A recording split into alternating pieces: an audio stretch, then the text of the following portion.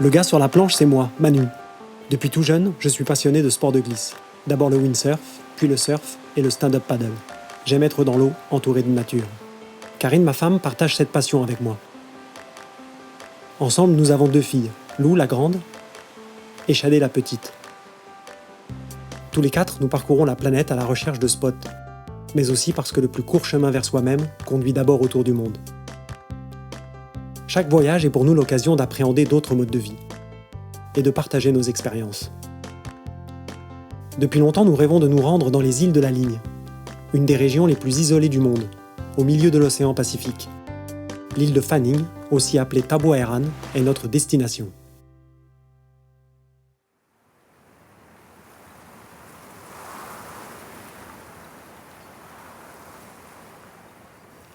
Quand nous ne voyageons pas, c'est ici que nous habitons, sur l'île de Maui, à Hawaï. Il y a 12 ans, Karine et moi avons repris une ancienne ferme de nénuphars. Nous nous sommes attachés à redonner vie à ce lieu qui est devenu notre maison et qui, en plus d'assurer une source de revenus, nous offre une belle relation avec la terre.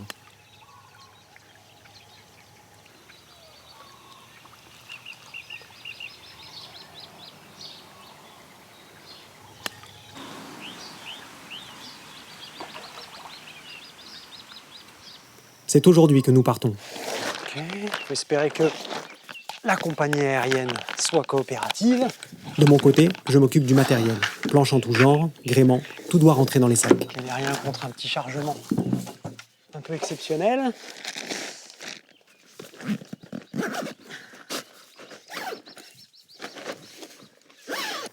Karine, quant à elle, s'occupe du reste de nos affaires. Alors, un des trucs les plus importants, les médicaments.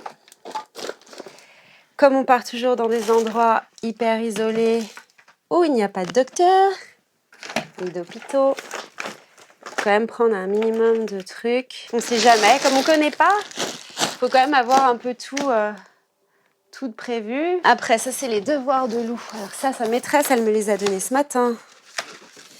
Donc j'espère qu'il y a tout. Il y a les maths. Donc voilà, je pense que là, elle aura quand même de quoi faire. Qu'est-ce que tu veux emmener ? Et on peut compter sur Shadé pour emporter l'essentiel. Moi, je vais avoir sa robe. Ça ? Ouais. Ça, ma puce, c'est quand même peut-être un peu radical pour les îles où on va. T'es sûr ? Ça va prendre toute la place dans la valise. Regarde, il n'y a plus de place maintenant.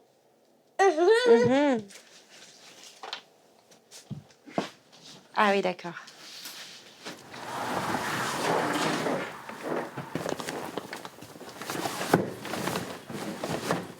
Tout est chargé et maintenant, direction l'aéroport international d'Honolulu. Je suis prête pour ce long voyage.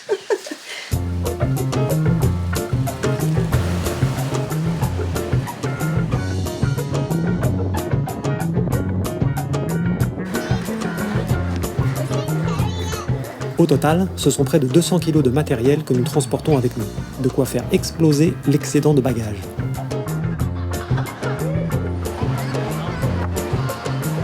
So you're looking at a total of 1,440.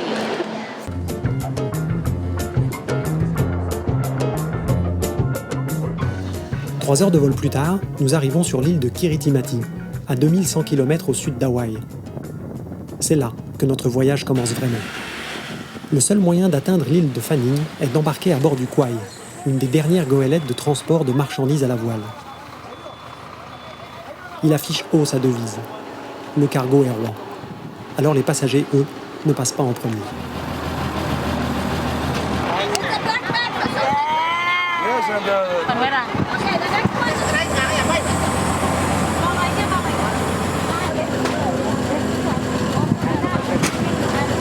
C'est quand même la première fois qu'on fait un embarquement avec sur une palette dans un filet.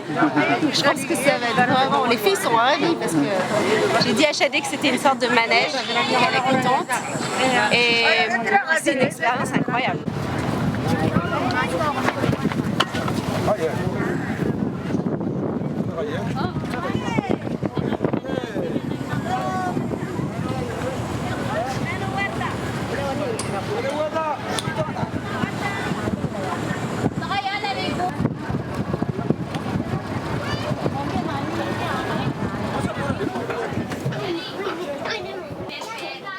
Nous nous installons en vue d'une traversée qui devrait durer 2 jours.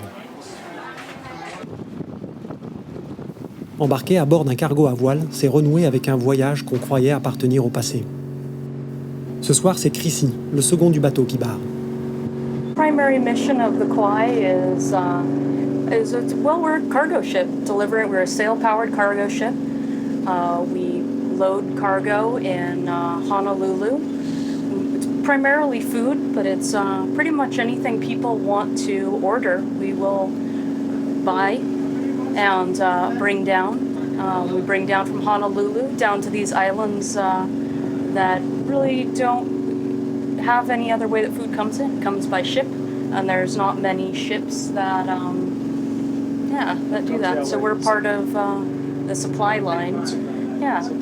Le Kauai assure bien plus qu'un approvisionnement en marchandises. Il perpétue le lien social. Il est une ligne de vie entre ces îles.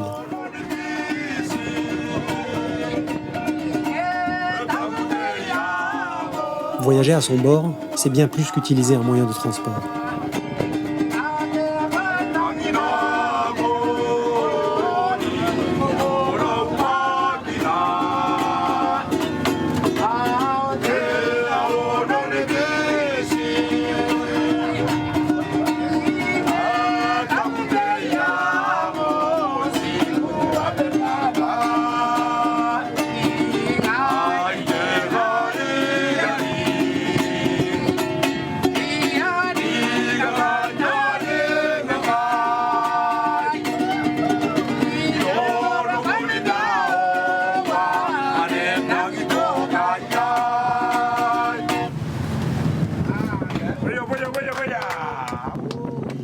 Après 2 jours en mer, nous sommes tous heureux de discerner les cocotiers sur la ligne d'horizon.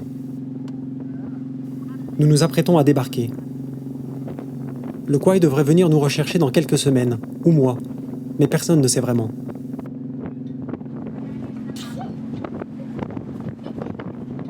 Comme il ne vient que sporadiquement, son arrivée constitue toujours un événement.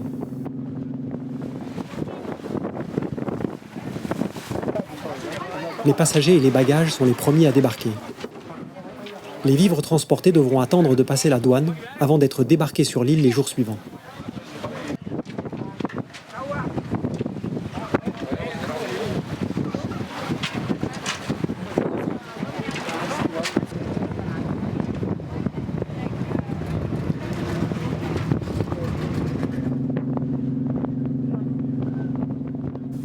Nous posons enfin le pied sur la terre où nous allons passer les prochaines semaines, ou plus, au gré des rotations du Kauai. L'île de Fanning, aussi appelée Taboeran, fait à peine 34 km² et est une des plus petites de la République insulaire de Kiribati. Elle a été découverte en 1798 par Edmund Fanning. Les 2500 âmes qui peuplent aujourd'hui cet atoll perdu au milieu de l'océan Pacifique vivent une existence simple, sans eau courante ni électricité, au milieu d'une nature préservée et resplendissante.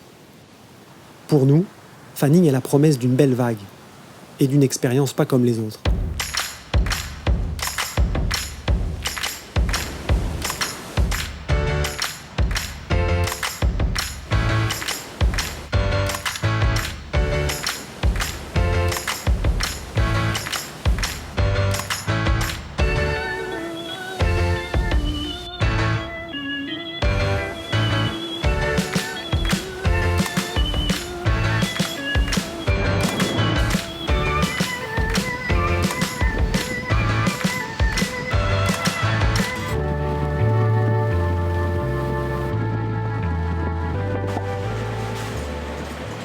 Comme souvent, cela commence par une rencontre. Celle avec Bruno, le seul étranger de l'île. Il a choisi Fanning. Ce Robinson des temps modernes accueille dans sa pension les rares voyageurs qui arrivent jusqu'à lui.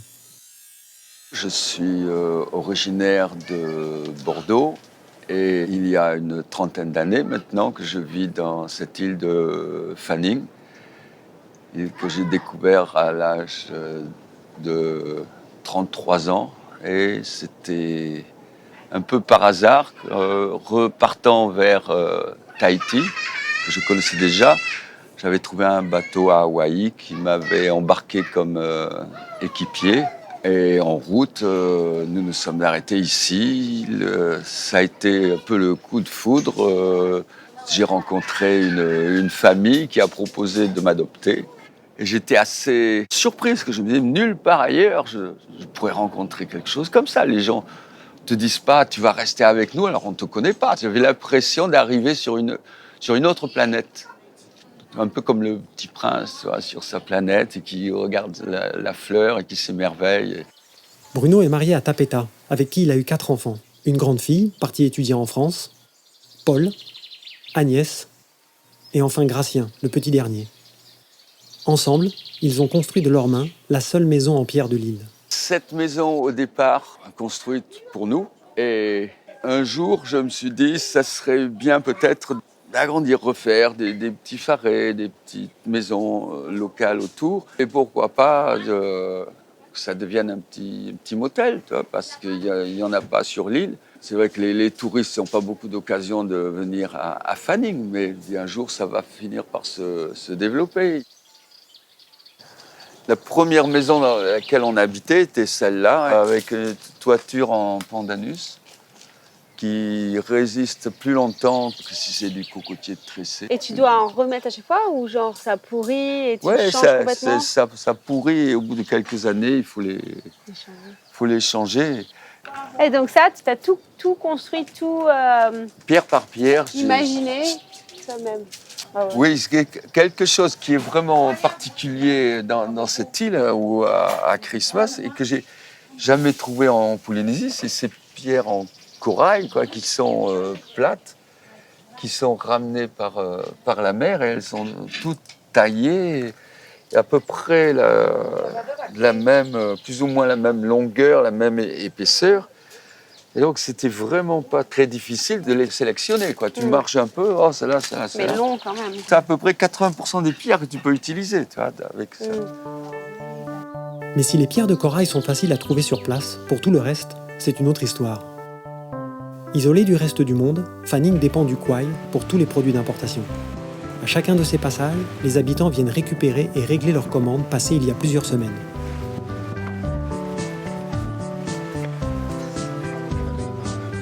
Ici, la notion de développement durable prend tout son sens. Quand on ne fait le plein que tous les 3 mois, on consomme avec modération. Il y a de la farine, il y a du sucre, il y a de l'huile pour faire frire, du savon pour nettoyer les vêtements.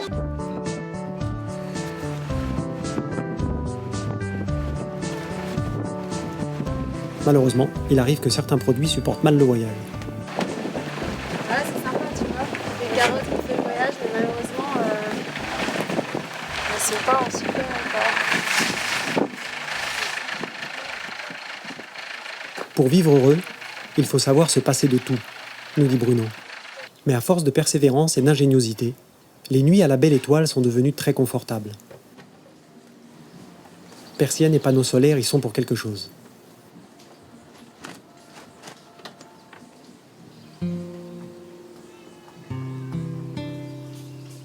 Lou profite de la fraîcheur du matin pour tenir son journal de bord. Nous voilà depuis quelques jours sur l'île de Fanning. Ici, le temps s'est arrêté. Les gens vivent de la pêche et sans frigo. Les femmes sèchent le poisson pour le conserver. Les animaux sont partout en liberté.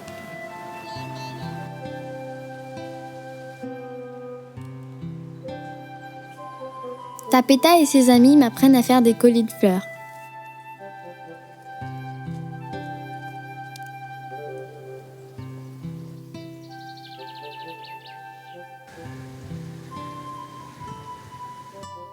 Tout le monde se connaît ici. Et ce que je préfère par-dessus tout, c'est passer mes journées dans l'eau.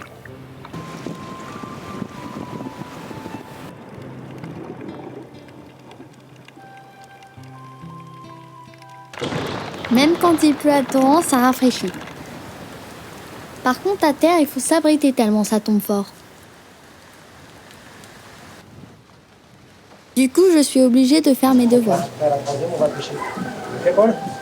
Sa maîtresse, elle lui a passé quand même une bonne petite pile de devoirs à faire, plein de mathématiques, géométrie. Donc comme on avait pris un peu de retard parce que les activités aquatiques avaient un peu pris le dessus, là il pleut aujourd'hui, bon, donc on rattrape. Alors, un monster médecin. Mais bon, je suis pas trop à plaindre non plus. Ma sœur, elle, va tous les jours à l'école.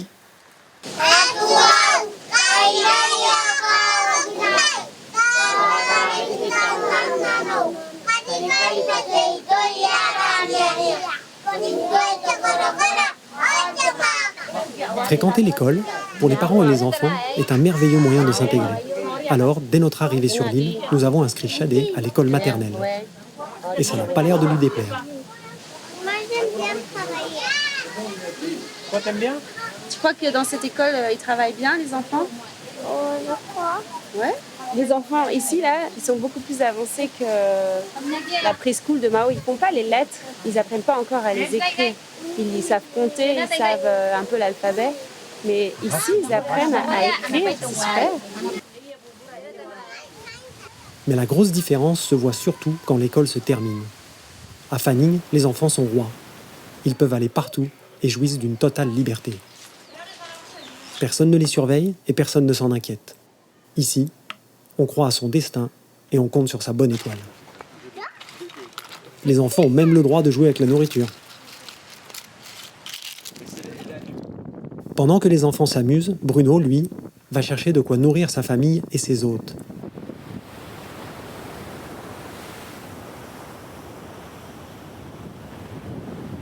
Il va à la pêche tous les jours pour que nous ne mangions que du poisson frais. Une épave de barge, échouée dans le lagon, sert de garde-manger.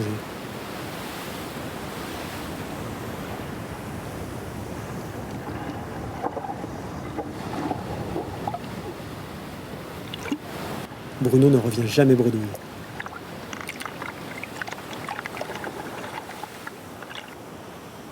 Aussitôt pêché, aussitôt préparé par les soins de Tapeta et ses aides.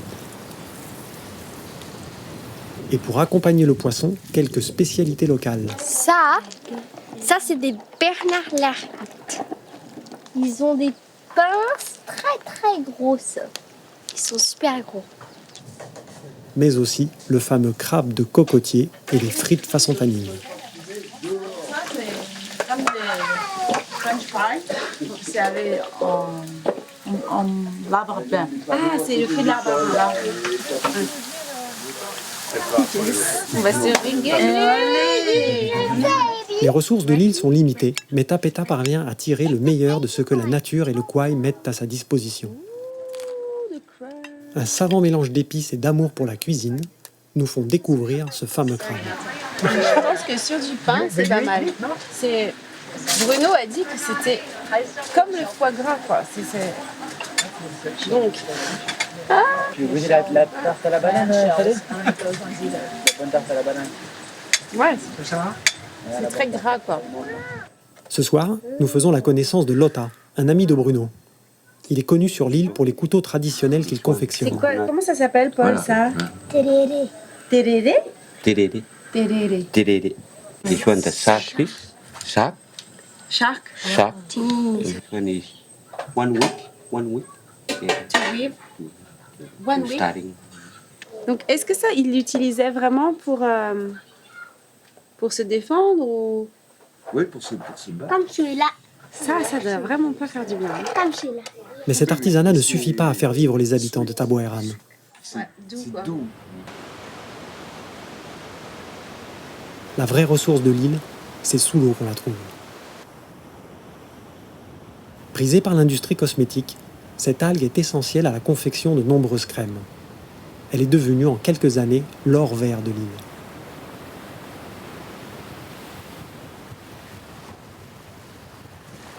Les habitants les récoltent à maturité. Les algues sont ensuite séchées plusieurs jours au soleil. Puis elles sont conditionnées en balles pour faciliter le transport et le stockage.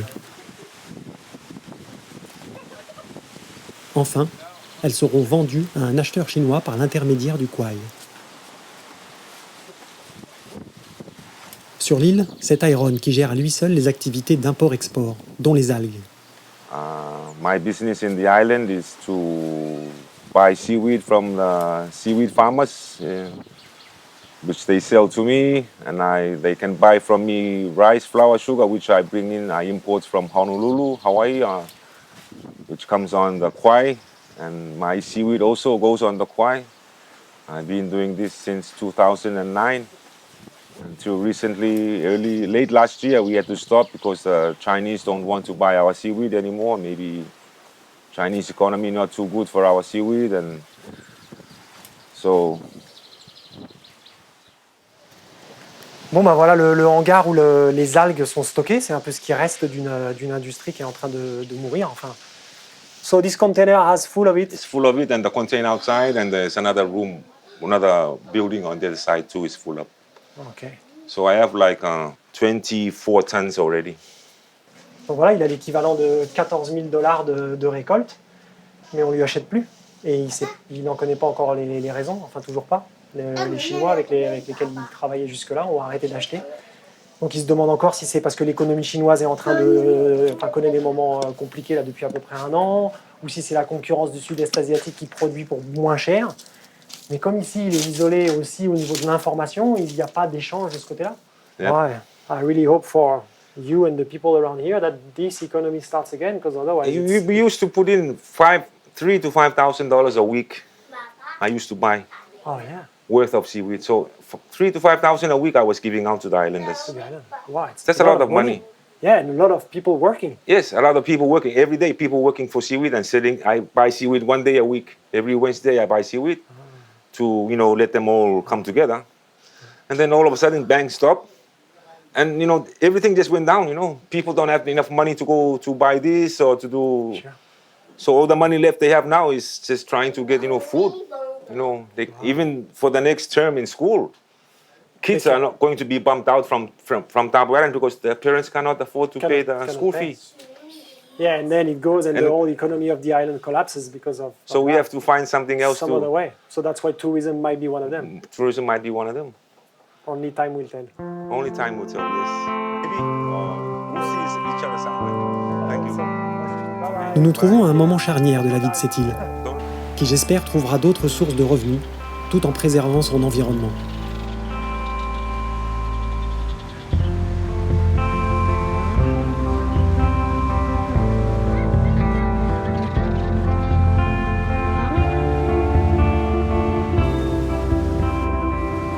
En quelques semaines, nous nous sommes beaucoup attachés à cette île. Le temps ici se dilate, à l'image des horloges peintes par Salvador Dali. Il finit par s'éclipser, pour laisser place à une vie qui nous plaît.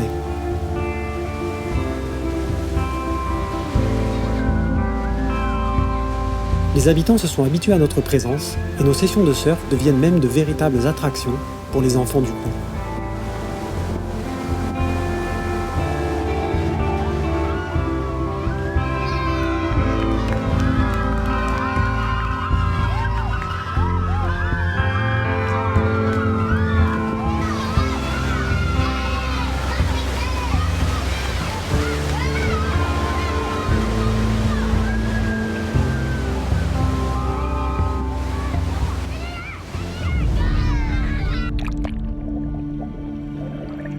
Humidité et chaleur ne font pas bon ménage avec les coupures de récifs.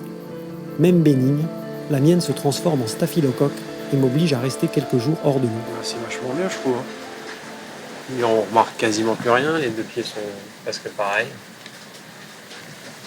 Faut que je continue bien à en prendre soin, quoi. Mais c'est un beau bouillon de culture hein, ici, hein, ça. Pour tenter les expériences, c'est pas mal. Donc ma petite crème antibiotique. Karine, elle, de son côté, s'offre des sessions de kite mémorables.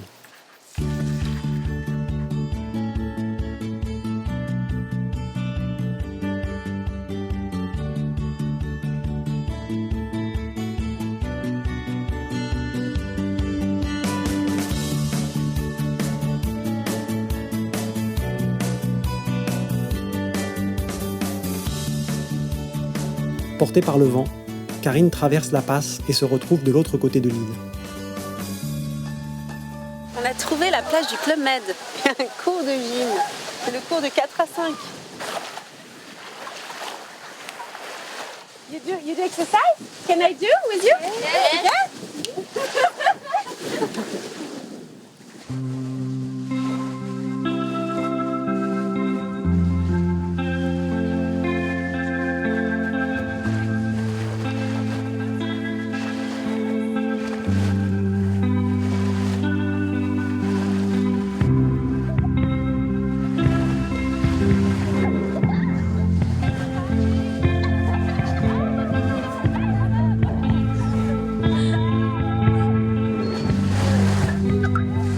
J'ai entendu dire que voyager sans rencontrer l'autre, ce n'est pas voyager, c'est se déplacer.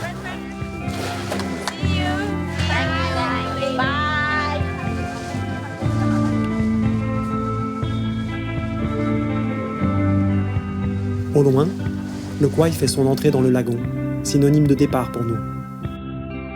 Je ne sais pas si nous sommes soulagés ou déçus. Un peu des deux peut-être. Le voyage touche à sa fin. Non, en fait il commence. Demain nous embarquons.